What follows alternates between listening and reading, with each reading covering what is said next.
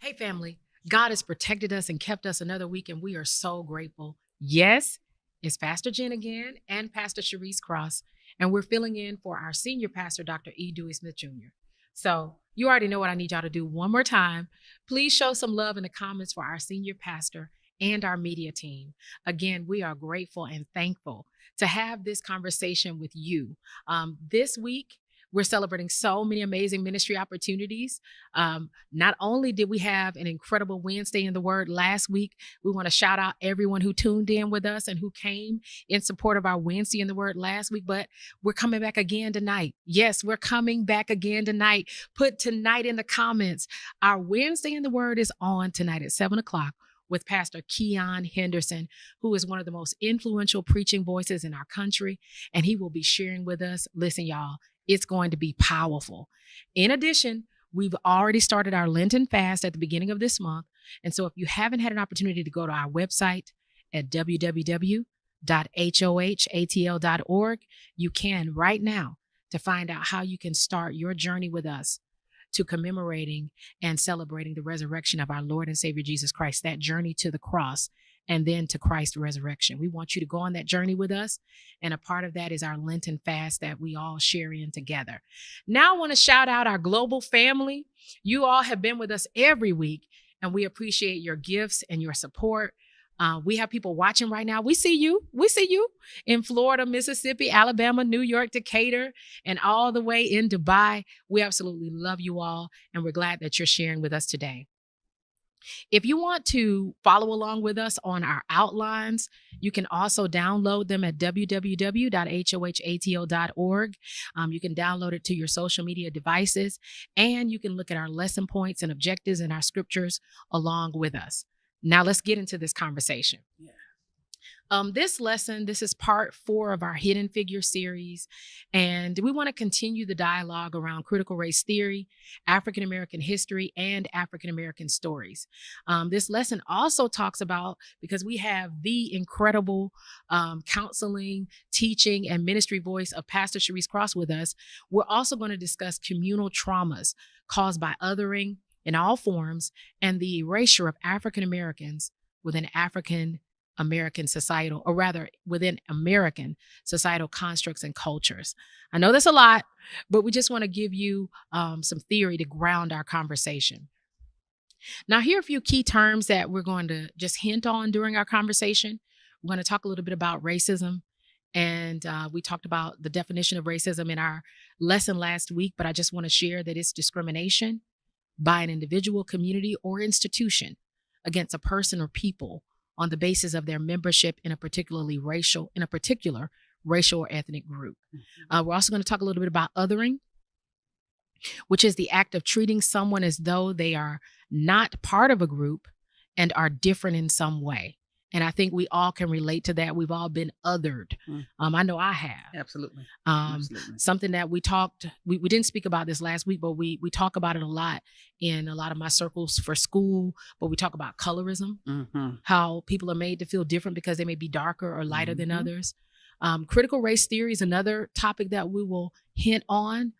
And when we talk about critical race theory, it's a set of ideas holding that racial bias is inherent in many parts of Western society. And so we're going to talk a little bit about that. Now, there was a question that we raised in our conversation last week that I thought was a really good question. We talked about how can you maintain your visibility? We talked about a lot of the key issues surrounding how we show up in the world. But there was one particular question that I wanted to make sure that we got to this week. And that question is simply, what can I do to fortify myself, or some healthy ways that we can respond to the cultural trauma that we experience as African Americans? And before you answer that question, I want us to be reminded on your handouts. This is already there. I'm not going to read it because you have it right in front of you. This whole lesson series is about hidden figures. And that's thinking about ways in which society has made the accomplishments and the history of African Americans invisible. And so with that context, with that umbrella, what are some tools and some healthy ways that we can respond to the cultural trauma we experience as African Americans when we are othered, when we are marginalized, when we find ourselves in those contexts where we are the hidden figures? Such a broad way for me to answer that. It's going to be broad. Yes. Yeah, because it goes deep. Yes. And you mentioned so many areas that we can be othered. So there's a book. Our brother Rasma Manika, he wrote The Grandmother's Hand. He wrote Grandmother's Hands. Yeah. And I love his slant and his take on racism and cultural trauma. He really delves into there. But he also gives us another slant on inherited trauma. Yes. And I liked his slant on it because he deals with not only, as you mentioned last week, this is not just about Black people. I think it becomes binary. Yes. Where it's on black and white, but there's also Asians, there's Hispanics. Absolutely. Right? There are many of us who are experiencing this, but we keep this binary discussion going. Yes. But he uses a concept called white body supremacy. Wait a minute. I know. Wait a minute. I know. Pastor Cross just said something. Help the people. White body supremacy is how both Black and white bodies carry trauma from historical injustices such as slavery and colonization.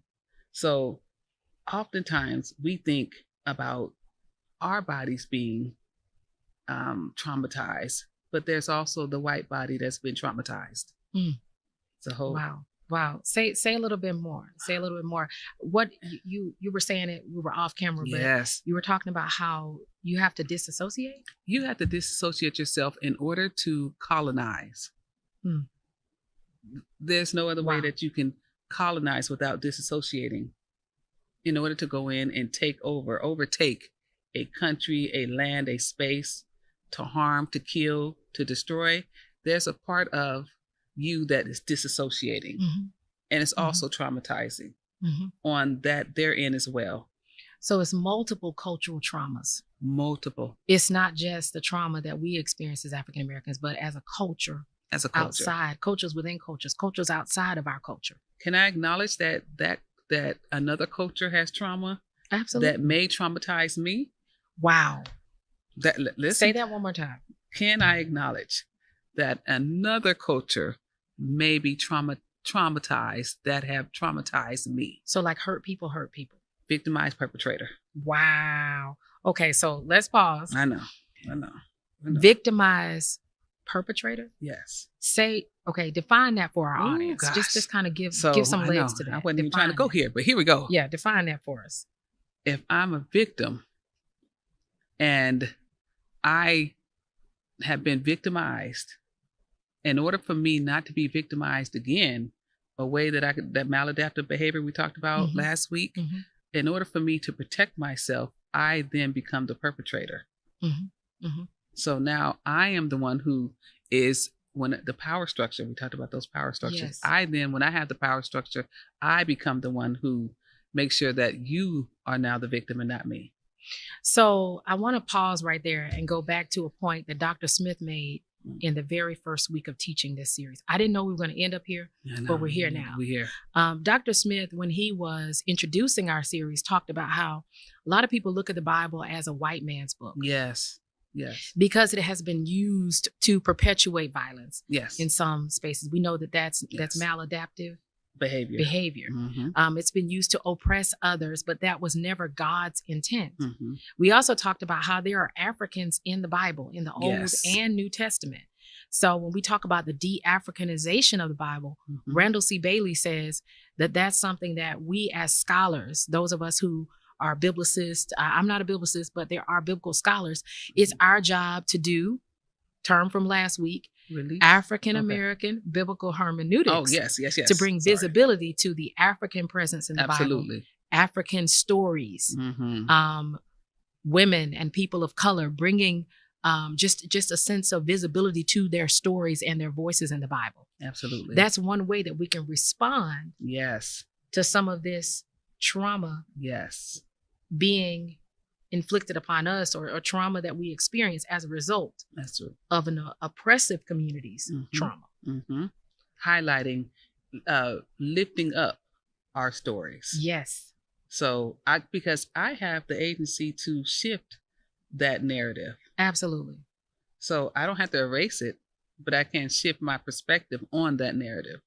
And you said it a minute ago. I thought we were going to go here, but we can go here now. Release. Yes. And resistance. Say can you repeat that again for the people who didn't watch last week? Shame on you.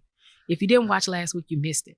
But this whole thing of release and resistance, talk about that again as my response to cultural trauma, marginalization, oppression. Yes. So as a people who have been created by God, we receive our calling from God. We receive our purpose from God as we are thrust into the various systems. Yes.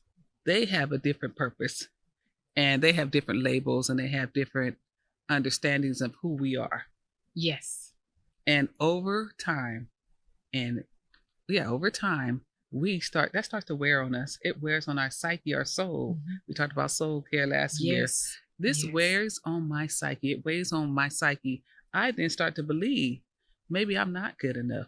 Maybe I am too black. Maybe I am too dark. Maybe I need more degrees. Maybe, whatever it is. Maybe I'm a black woman and I'm not as smart or intelligent or attractive as my white counterpart. We start to believe those.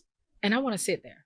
I want you to hold your thought because I want to come back to it. I want to sit there because I shared a personal story in my sermon about how I had a professor in my undergraduate, my graduate program, master's program, who told me your GRE scores would never be high enough to get into a PhD program. That professor also told me that because I didn't know German or Aramaic, that would stop me from qualifying to be in a program. What did I do? About 7 years later, I applied, got in on the first try to a PhD program. And so it shows that sometimes we listen to those voices. Absolutely. And allow them to inform how we show up. Absolutely. It kept me from applying. I didn't apply to any PhD programs for 7 years. Yes. Because I listened to what that professor said. That's right. And so I wonder, right here, I want to engage our audience. I wonder if there's anybody who's watching who maybe you came from a small town like me. I'm from Macon. See, Pastor Cross, she's from a larger city than me.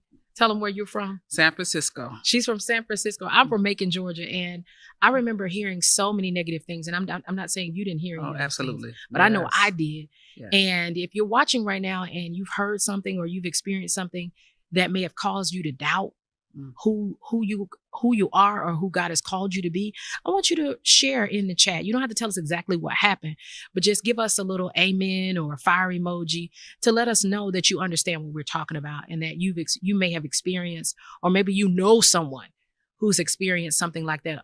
Somebody said that they weren't good enough or that they would never qualify for something and it held you back.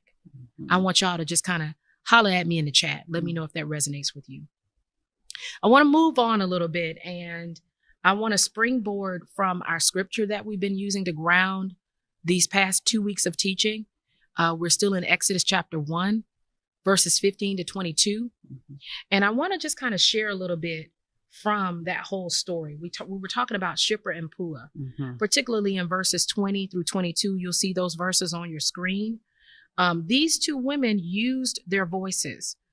They told the king that the Hebrew women were too vigorous and that they gave birth before the midwives could arrive.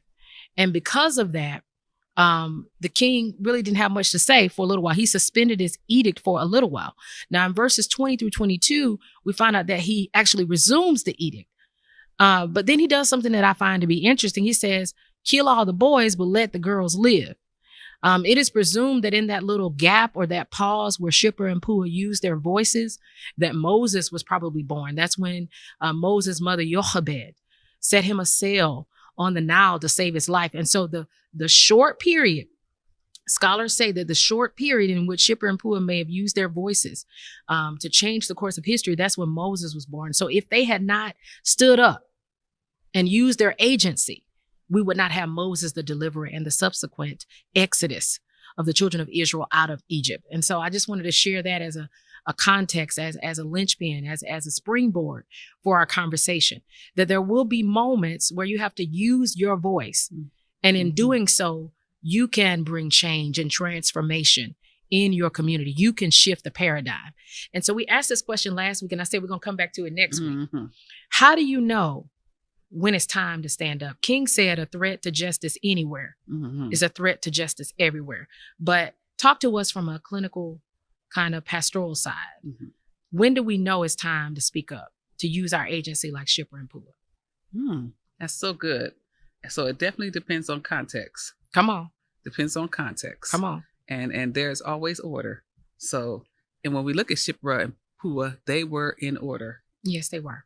They were in order. They were operating in their role. First thing they did is they sought the Lord, though. They knew who they were. Come on. They knew who they were. They knew whose they are. Yes. Whose they were. Yes. And they knew the purpose. The purpose was not only for them, but it was for those who were coming. Yes. So for this child. And so we always want to speak up for injustice. Absolutely. Always want to speak up for injustice. And I think that goes back to our conversation about critical race theory. Yes. Teaching our children about it, I think you had shared last week, it's a choice. Yes. But you, to a certain extent, advocated that our children need to know their history. Absolutely. And they need to know what types of systemic just injustices are in place to keep them in a certain position, right? Right. And so I appreciated that conversation. So I think as we leave this series of lessons and move into our March series, here's our empowerment for our audience. We were saying that we want us to find the courage to use our voices like Shiphrah and Puah. Of course, seek the Lord to stand against oppression, erasure, and the exploitation of marginalized communities in our world. That means that even if our children don't get that teaching of our history and our culture, I talked a little bit about Jarena Lee, Harriet Tubman, modern figures like Ava DuVernay, Simone Biles, Dr. Gina Stewart, who made history. And encouraged us to be like Claudia. Look it up. We are Claudia. I'm not going to get into it. We are Claudia. I'm not going to get into it, but look it up. But these are just some ways that we can make our voices heard, like you said, in order. Yes. With the Lord's guidance, with the Lord's help. Yes. And so I want to go back to a question that we talked about. I think it was last week. We talked about on a practical level, we wanted us to go introspective and think about how have we allowed others to shape and control our narrative? Yeah. And how can we be more intentional in owning our voice, our agency, and our story. So I want to ask you, what are some things that you've done, very successful African American woman? You've navigated the military, yes, ministry. You've been in Yes. school. You're a Yes. licensed counselor. yes, So talk to us about some ways in which you've become more intentional in owning Yes. your voice. Several ways. First of all, I think being aware. I even like the way Resma Menakem talks about being embodied awareness, Mhm. something called embodied awareness. That's where I sense tightness in my body. Yeah. Maybe my breath is going shallow. Maybe I'm Mhm. breathing a little shallow. Mhm. Maybe there's some discomfort. Maybe my heart rate is moving really rapid. So first of all, being self-aware. I think we always talk about being Absolutely. self-aware. But Absolutely. the way that I can learn is first to be aware of myself. Mhm. Aware of myself. That's been one area I think that's helped me.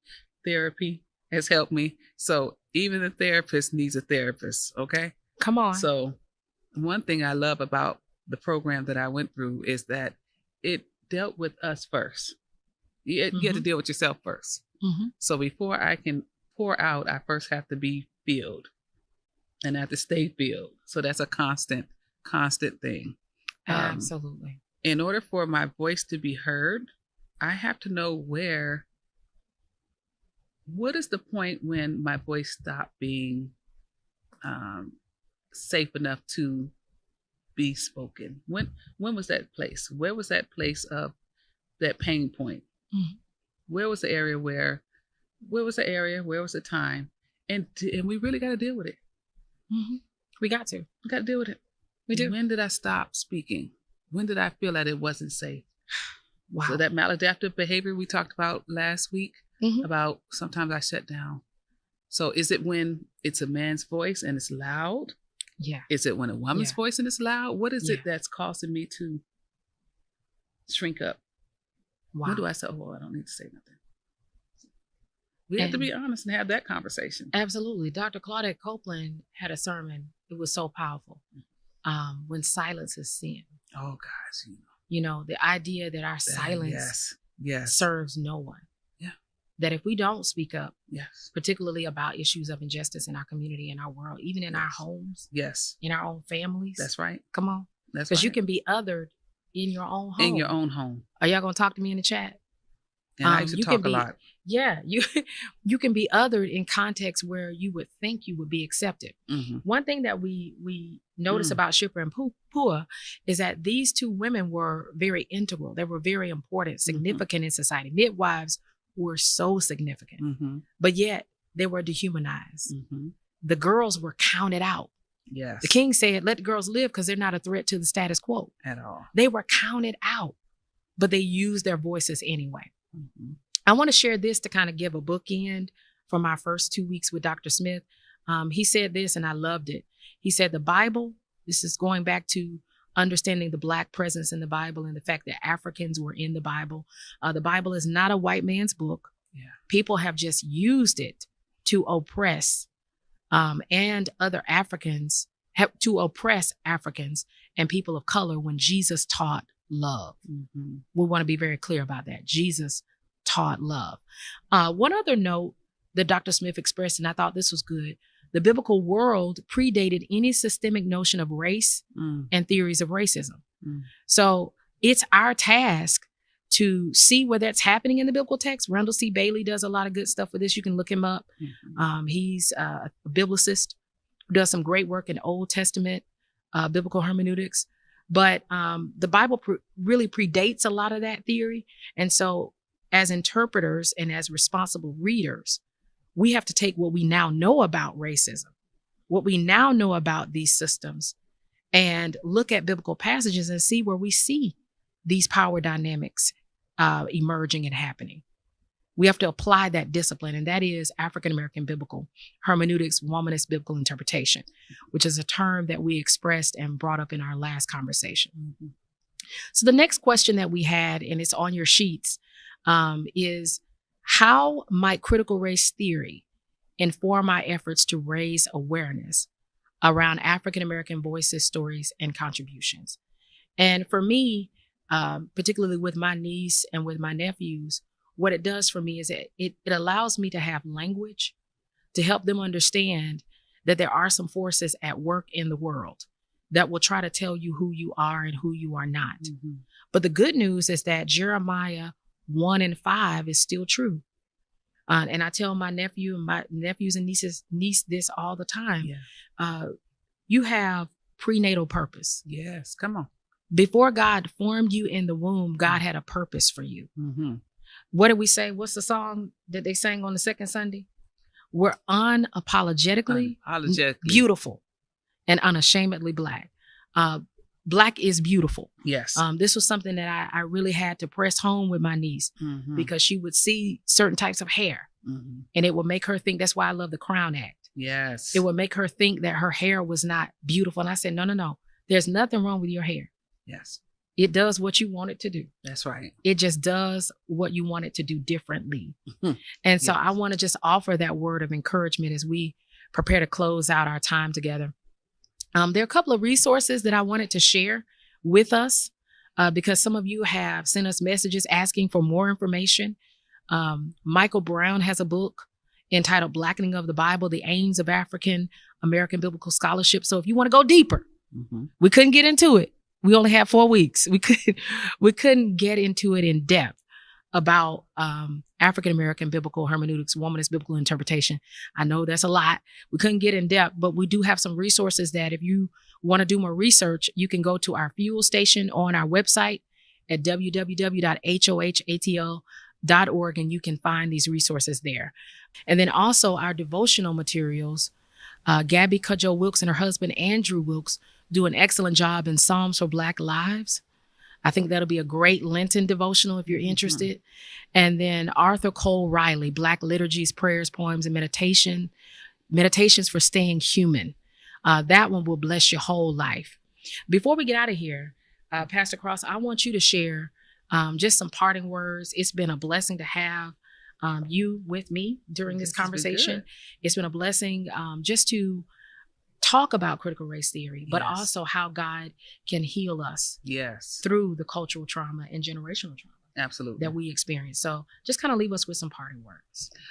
One thing I was thinking about is truth telling. Yes. Truth telling is also a part of our healing and reconciliation. Mhm. And so when we talk about critical race theory, we must engage. It's just a form of truth telling. Mhm. And so we're going to continue to do that. And in order to get to reconciliation, we have to tell the truth. Absolutely. Absolutely. We have to tell the truth. Ye shall know the truth. Come on. And the truth will do what? Set you free. It'll set us free. Set you free. Some of you who are watching right now, you've been listening to this conversation, and I know it was weighty. I know there was a lot that we spoke about, but there was one thing that we said that I hope you heard and that I hope resonated with you, and that is Jesus taught love. Mm. And as we transition into this next month of teaching, I don't know who's watching, who may be a part of a marginalized community like Pastor Cross and I, but I want you to know that Jesus Christ loves you unconditionally. Amen. There's nothing that you can do to separate yourself from the love of God, which is in Christ Jesus. And so if you want to know more about a Christ who loves us unconditionally without limits, you can text CONNECT or salvation to 678-201-1351. If you don't have a church home, if you want to be baptized, if you want to be saved, we want to connect with you. We're a wonderful church with a wonderful pastor. Dr. E. Dewey Smith Jr. is a teacher, a preacher, and a shepherd. And so if you want to connect with us, you can text CONNECT or salvation to 678-201-1351. But then if you've been listening to this lesson and we've said something that touched you or encouraged you, that you have prenatal purpose from Jeremiah 1:5, we want to give you, or rather offer you an opportunity to give today. There are multiple ways that you can give, those ways in which you can sow into this ministry so that we can keep offering content like this. Those multiple ways are on your screen right now. And your gifts are so precious to us because they allow us to continue to do meaningful work in the world. Pastor Cross does a lot with community activism and community empowerment. And so we want to continue to do ministry that means something to our community and to our world. In addition, we want you to know that if you need prayer, you can text prayer to 678-201-1351. and a member of our prayer team will pray with you. And if you're a member of our family who is sick and shut in or bereaved, we want you to know that you're not alone, but that your church family, your community, we are lifting you in prayer daily. We're lifting you in prayer daily. With all that being said, in the words of our senior pastor, if you are good to God, God will be good to you. We love you, family, and we'll see you again for our Biblecast next week. Take care. Hey fam, I am here. Crystal is here, and we're so glad that all of you are here as well. That's right, and we came to give you all the information you need today. And before we do that, let me give you all our final Black History trivia question for the month. The last one? The last one. You know, it's a short month. I know. It's a short month. Do it. Okay, you ready? Yeah, I'm ready. Who was the first pastor of the Greater Travelers Rest Baptist Church, which was formed in 1876 by a Sunday school and prayer meeting group? That's a good one. Think about it. You We'll don't be have to back think with on the that answer. one. Yes. Now, Wellness Wednesday is back. We want you to come at 10 a.m. for physical wellness, then at 11 a.m. for our wellness education, and finally at 12 p.m. for our spiritual wellness, which is Bible study. Additionally, we're going to have an exciting new partner starting this Wednesday, February 28th. And let's get well together. You know, we do it better when we do it together. So meet us in the atrium, and for more information, just text the word wellness to 678-201-1351. Join the HOHA in 40 days of fasting and praying which started on February 14th and will continue through March 28th. During this Lent period, as a congregation, we will seek the Lord in prayer, read scriptures, serve by giving alms, and practice self-control through fasting. For more information, just go to the church's website or our social media platforms. If you'd like to join Fasting Small Group, text FAST24 to 678-201-1351. Oh, yes. In partnership with the American Red Cross, today after service is already going on, but we're actually having a blood drive that started this morning, but it will actually last until 1:30 p.m. today. Now, each pint of blood that we collect can help to save up to 3 lives and will touch the lives of so many more. And it's a great way to pay it forward and to make an impact on people in our community and across the country. You can support this blood drive in one of 3 ways. You can roll up your sleeve and donate. You can support those who donate by volunteering, or you can pledge to support our efforts by posting to your social networks about this great community initiative. So it's not much time left, so go ahead and post something now so people can come up here and donate some blood. To volunteer at this point, hopefully, if they still need some volunteers, but maybe they don't. But if you want to don't worry about it. If you need more information just in general on blood drives with the American Red Cross, you can register on the website or through the QR code on the screen. Join us for the 20th anniversary celebration for our pastor, Dr. E. Dewey Smith Jr., on Friday, March 15th at 7 o'clock p.m. at the House of Hope Atlanta in the Theaterplex. This will be a time of celebration, nostalgia, fun, and it's going to feature music, comedy, and good food, and so much more. All of this for $65, and this is only for people 18 years of age and up. The grown folks. Yes, the grown folks. Included in the price is entertainment, food, fellowship, and just good vibes. And we are going to celebrate our pastor for his 20 years of extraordinary service here at the House of Hope. Join us as we show our pastor just how much we love and appreciate him. So visit the church's website, or you can text the word anniversary to 678-201-1351 for more information. And also, as a part of the celebration, to celebrate for our pastor, all members are encouraged to wear their 20th anniversary t-shirt on Sunday, March 17th. You can purchase that t-shirt today, right now, after church in the lobby. And if you're interested in taking out an ad for your small business, or if you just like to send Pastor a personal message for the souvenir booklet, just reach out to S. Mitchell at gtrbc.org for more information. The winter session for Life University starts on March 17th. So join a Life University small group by texting the letters LIFEE you to 678-201-1351. Now, if you're looking for a way to connect, learn, encounter God, ask questions, and nurture your spiritual growth while in community with others, then Life University is the place for you. There are a variety of class times, dates, and small groups. Oh, yes. And for our online virtual viewers, we want to keep you connected. So if you need prayer, text the word prayer. If you would like to become a member of the House of Hope Atlanta, text the word connect. And if you would like to be saved, just text the word salvation to 678-201-1351. Absolutely. Now, we want to give you more time to sign up and stay connected with us in 2024. Now, our pastor, Dr. E. Dewey Smith Jr., and Pastor Jen, our global pastor, will share new content with our global family and virtual church. To receive real-time ministry updates, devotional content, and ministry opportunities, all you have to do is scan the QR code on the screen. And as always, we definitely want you to know that we appreciate your engagement and your generosity. We sure do, and that is our time for today, Crystal. But until next time, we want you to remember that life with God is better in every way, every day. Be blessed. All right, Crystal, this was the last question, Yes. for Black History Month, and it was who was the first pastor of the Greater Travelers Rest Baptist Church, which is the House of Hope Atlanta. You got an answer? I do. Oh, she got Thank an answer you very much. this week. Who is it? Reverend Sam Stinson. Excuse me. Did y'all know that? It's crickets. I don't hear nothing about it. But okay, Crystal, you do. All right, you had a couple. What? That was two. Well, you technically didn't know that last one. I did. No. I just pronounced her name wrong. So I'm gonna tell y'all she's what on really that, happened. I told her the answer. She didn't know.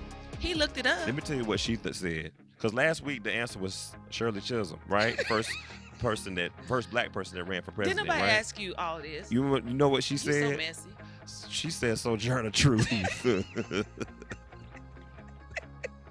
Crystal, You messy, and I can't that's stand why you. they need to make sure that Black history is incorporated in school. I It don't should be like it. mandatory. But I want y'all to keep learning your Black history. I know Yes, it's for February sure. is about to be over, but keep on learning it. So you're not, Sojourner Truth. Y'all You know what I was trying to say? go on to church because they ain't trying to explain it. I'm ashamed. Shirley is ashamed. Bye, you guys. I love you.